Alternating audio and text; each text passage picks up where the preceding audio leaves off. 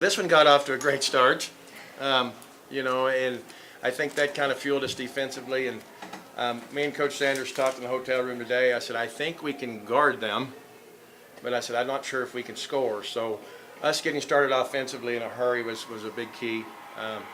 The first quarter, I thought they really struggled to get used to some pressure.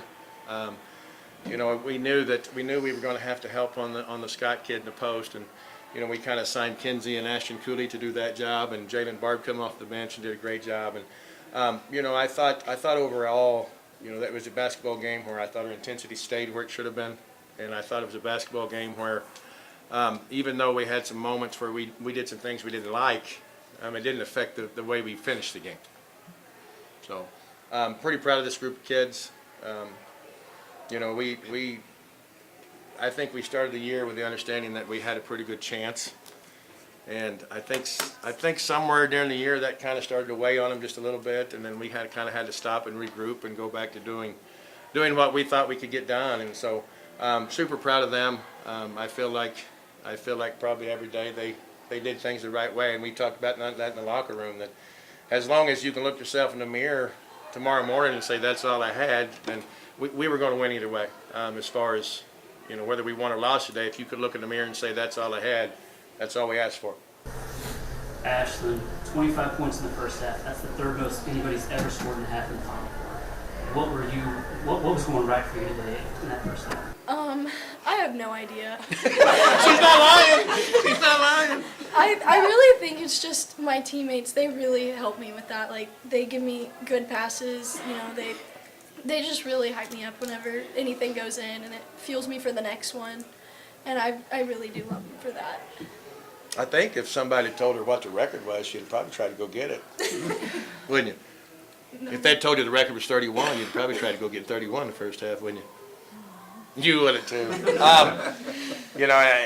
Adding to what she said though, once she gets that started, I'm not very smart. I don't look very smart, but I know that once she gets that started, we all know where the basketball needs to go, and so she got that going. And when she got that started, I knew that it was going to be a tough day. Kinsey saw a little bit of emotion there on the bench right at the end of the game, and then your dad was hanging the bell on you.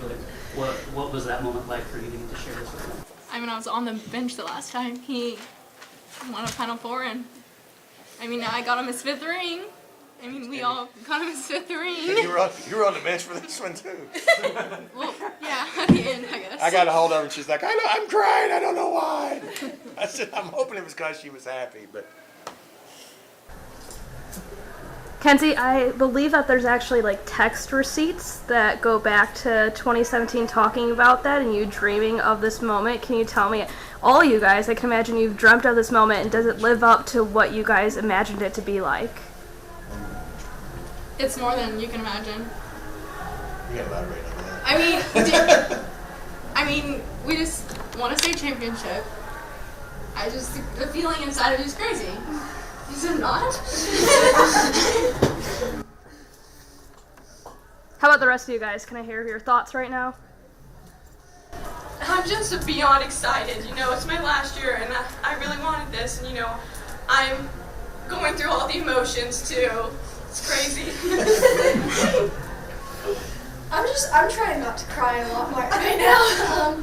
It means a lot to me because I've played with a lot of these girls for so long, and we've talked about winning a championship forever, and it really it excites me so much that we got to win, especially with one of my favorite groups of girls.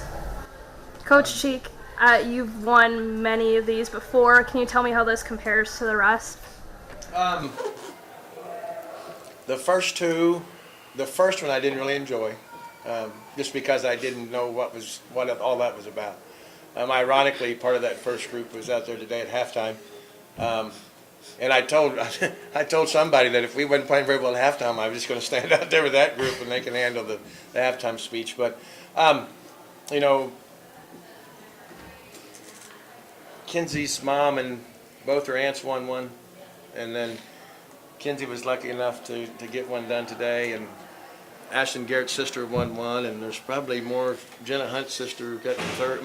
There's a whole bunch of kids here who has watched other groups do it.